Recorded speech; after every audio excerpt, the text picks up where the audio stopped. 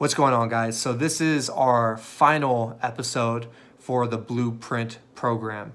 And in this video, what we're gonna do is break down how you can make all of this information applicable to you. So what you're gonna need is a pen or a Sharpie, pencil, whatever you have, one piece of paper for defining what range is, and then another piece of paper for outlining your game plan. So why don't you go ahead and pause this video if you need to do that, so you could grab your pencil, your writing utensil, and 2 pieces of blank paper.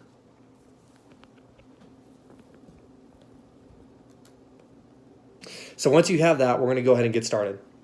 Now, with range, we need to make a clear definition of what this is, something for you to always go back to within your striking arsenal. So for long range, what we're going to put down is the distance where we are not getting hit. There's no strikes being landed without forward movement. So we're going to put down no strikes landing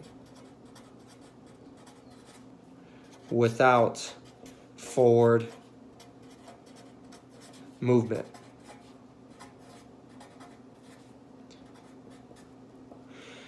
We're going to place a heavy emphasis on footwork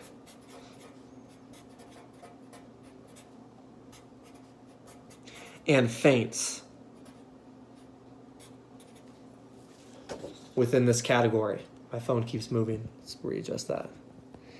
So the emphasis is footwork and feints. It's very good to have a clear definition of what range is. Why? Let's talk about that real quick. In order for us to repeat something, we need to have a clear understanding of what we're doing. And that's what the definition does for this particular program. We have to identify what range is, all 3 of them, and exactly what are the highlights, what are the points of focus, what should we be focusing on, and then how do we proceed from a definition that we all understand to move forward and get a repeatable result, rather than just walking into the practice room, kind of throwing your hands up in the air and not really knowing where you're going to focus your energy. Now, with that being said, we're going to move into range number 2, mid-range.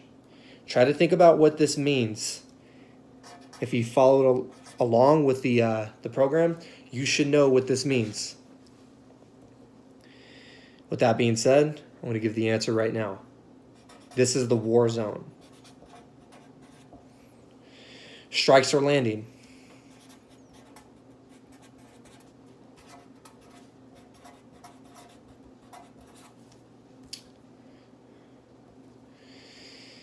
This is where you have to be very, very delicate and have a clear understanding of what you are doing.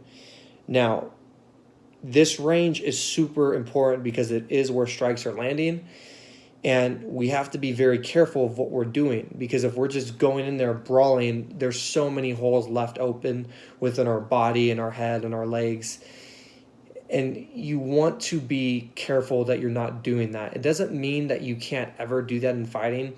It just means that you want to be smart about it. Why? How many hard shots can you actually take to the head throughout your life? Probably a lot, but the fact is you want to try to hit and not get hit. I almost said that the other way around. You want to hit and not get hit. This is the beauty within boxing. With this being said, your guard needs to be of utmost respect within this range. Your guard needs to be tight. Hands need to be up. When you're throwing hooks, you need to make sure that that shoulder's coming up and protecting your chin. The other hand staying up. Watch people when they get into this range. Next time you're watching a MMA match or a kickboxing match or street fight. Within this range, people fighting over toilet paper. Within this range, a lot of stuff can go wrong. Very, very wrong. And the reason for that is because since you can hit, your opponent can also hit you.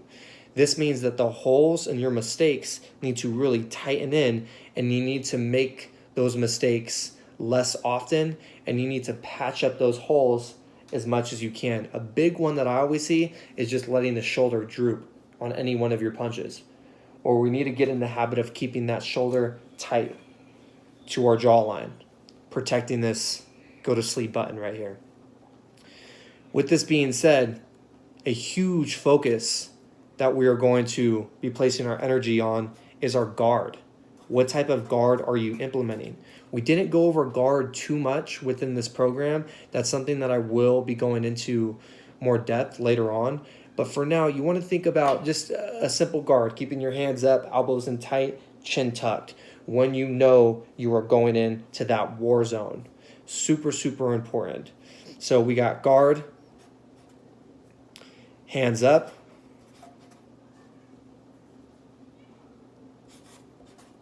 geez, I did not spell that right. Hands up and chin tucked. And it's not that footwork is not important within this range, because it 100% is. But the idea is that you are going into this battle zone and you need to be protected. You see guys like Conor McGregor or Israel Adesanya or TJ Dillashaw or Dominic Cruz, and they'll play around with dropping their hands, but when are they dropping their hands? When are they completely disregarding their guard? It's when they are in that long range. They are never doing that within mid-range. At least I've never seen them do that. When they start getting into that closer range, you see their hands tightening up and they're staying protected as much as possible.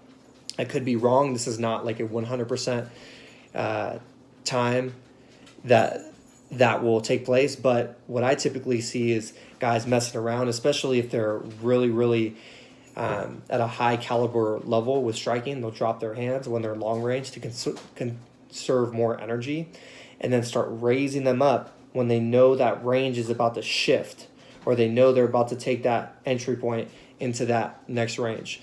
Now, within mid-range, this is very interesting because now we have the option. What are we doing here? Are we going to, one, initiate the clinch, whether that be reactive, where your opponent is throwing strikes and you take the clinch or the body lock or take them down if this is MMA? Or are you going to do more of a preactive model of clinching where you're throwing strikes, boom, and you enter into the clinch and you do further control? You do not need to enter into the clinch if you choose to exit. You throw a few shots. Watch Israel Adesanya on this. He's really, really good. Watch Conor McGregor. They pick their shots. It's like 1, 2, 1, 2, 3, 1, 2, kick, 1, 2, and then they're out. They're not staying in the pocket with their chin up or chin down and brawling like this. They're picking their shots very, very nicely. Now, you could say that that's because of their long reach, that they have the luxury of doing that. But to me, that is a scientific fighter, a fighter who could pick their shots wisely and stay long. Now, does that change if the body type changes? Yeah, probably. Look at Mike Tyson. He was a genius fighter, and he fought moving in, forward, closing that distance to close range. So these are guys to pay attention to also, not just the guys who stay long or not just the guys who wrap up in the clinch, but guys like Mike Zombitis, I think that's how you pronounce his last name, or Mike Tyson. These guys who can really generate power moving forward and use their heart and aggression to track the opponent down and really get that KO finish. Now, let's just assume that we're moving into close range because that's our third range. What is close range? We can also look at this as clenching range. Another powerful thing to look at here are the short strikes. So you have uppercuts, you have hooks, you have knees, okay? But one thing that I don't like about that when you don't initiate the clench is that they can do the same thing to you. Now, with that being said, picture yourself in a fight right now. You're throwing a hook, but the other guy's throwing a hook too. Who's gonna get there first? Who knows? If you fight and do a little groundwork and use some extra energy, you break posture. and you secure the clench, you are in the dominant position now. If you know how to hold a proper clench, now you can knee, you could dirty box, you could take somebody down. So from here, one of the things that I look at within clenching range, close range, it's a 3-step process. Number 1, we're looking to hand fight. Number 2, we have to break posture. And number 3, we attack / sweep. Now, when I say attack, that could be using a single collar tie, going into some dirty boxing, knees. You could use your elbows in pro matches, pro Muay Thai fights or MMA fights. When I say sweep, you could take your partner down. I never really looked at a sweep as like a KO power move until I watched this one guy on YouTube. I forgot what his name was, but he would use ballistic type sweeps where he would pick somebody up from a body lock position, throw them over their hips, flat on their back, and they would just be knocked out unconscious with a sweep, with a throw. So you could look at a sweep as an attack or just a way to put some more finesse on your game and lay somebody down. I think it's always cool to kind of be the one standing while you take somebody over your shoulder, sweep them. Just remember, within kickboxing rules, we have to sweep over the front side of our hips. We can't turn our back like a judo throw and throw somebody there, sweep them. With MMA, we can, right? All doors are unlocked with an MMA. Kickboxing has more tight rules. Now, within this range structure, I want you to identify what I wrote. If you could even read that. And now we're going to move on to our game plan. So define what you're doing. You have to define what you're doing. Don't just walk into the practice room and just be like, well, I'm going to go about this however, and hopefully I get better. Have a blueprint. Have a model that you are working from. Now, you can go ahead and really stop this video after I show you this little point right here because I'm going to wrap up with this. But if you want to stay a little bit longer and see what I have written, then go ahead and stick around and hang out with me. So this is our model for range. Very simplistic. Range. Long, mid, close. What are the 3 things that you're using in long range? What are the 3 things that you're using in mid and close? Let's write that down now. So in long range, one thing that I'm thinking about is footwork. Footwork. This could be a variety of things. I really like circling. Half steps.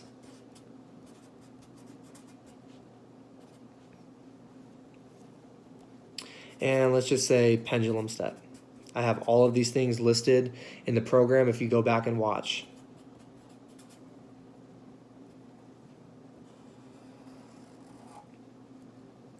Every now and then, I might even shift and switch my stance.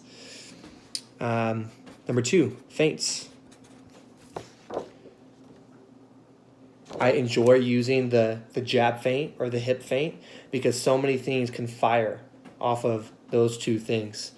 And then from long range, my last thing would probably be head movement. So I'm not a standing target. I'm moving my head. I'm staying offline. I'm keeping my body moving. So it would go in the order of footwork, feints, and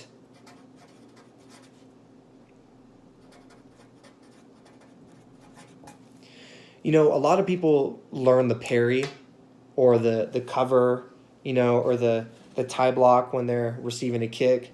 Boom. To me, those are our last lines of defense. One of my first lines of defense should be my footwork. At least that's what I'm thinking for my own game. I do not want to absorb anybody's impact from a kick or from a punch. I want to try to get out of there as quickly as possible so I control the distance. I want to use my footwork to evade everything so I control what's going on. Now, are there exceptions to this? Totally. You might get pushed up against the cage, up against the ropes. You might fall down in MMA, and now you got to start working your jiu-jitsu. So many things could happen. But for a general principle, I want to lead the dance. I want to lead the footwork. I want to have the dominant footwork, the dominant angles. With feints, I'm constantly keeping my opponent on guard. I want to dull reaction time. The more that I dull reaction time, it's easier for me to get my fist in there and land the shot, or my foot or my leg. With that being said, you could also see what's coming next depending on how good your feint is. For instance, if you feint the jab and somebody's overreacting with their hand, that gives you a clear signal that you can go jab and then up to the head if you would like that.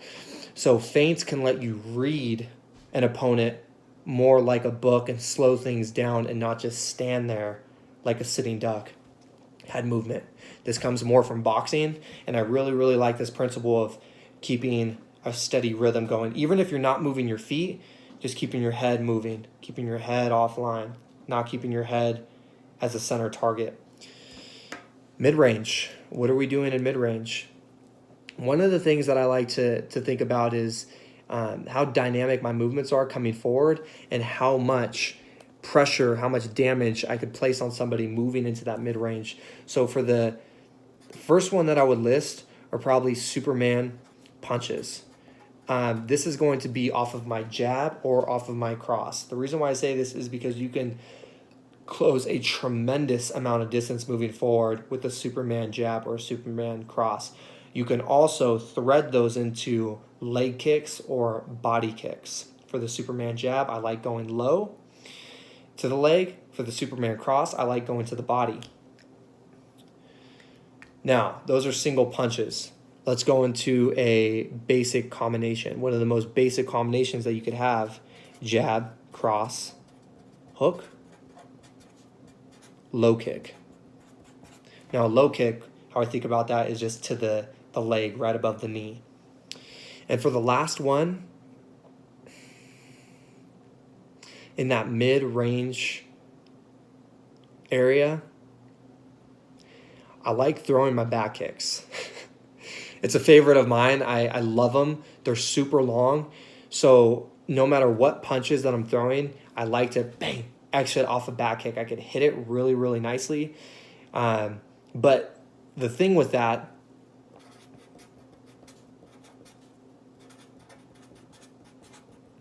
the thing with back kicking is that it's so powerful that you could send somebody flying, or somebody's going to take your back because you suck at back kicks if this is MMA, or two, you completely miss them, right? And you just drain some energy. You're kind of out of balance. You got to reset in your stance.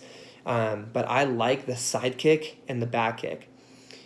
So for mid-range, I'm entering in with Superman punches. And the Superman punches would be more of a transition from long to mid, but it's still landing in that mid-range, that long extension, that area of where the war zone is about to take place. And then jab, cross, hook, low kick. It's super, super basic. It's effective. It works. The thing about fighting is that it's the fundamental stuff that's going to come through and work.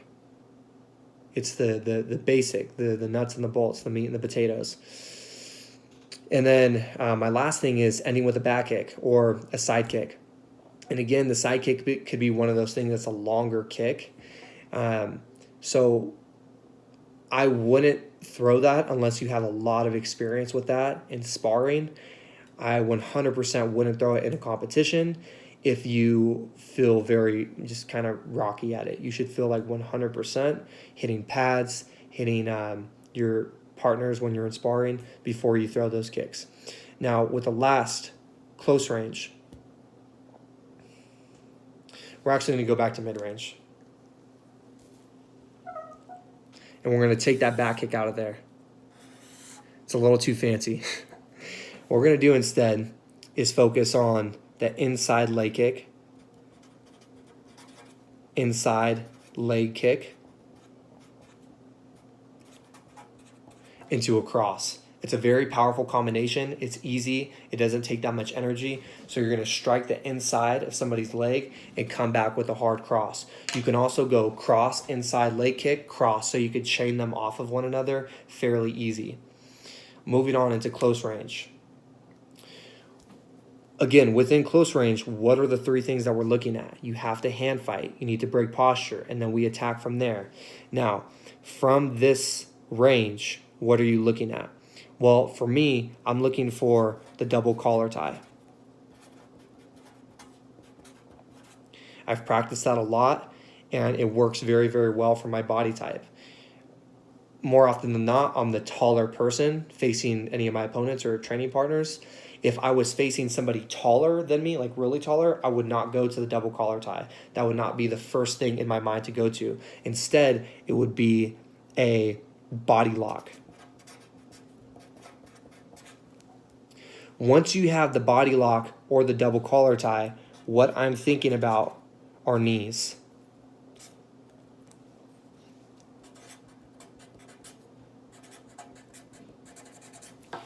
I like working in my knees with dirty boxing.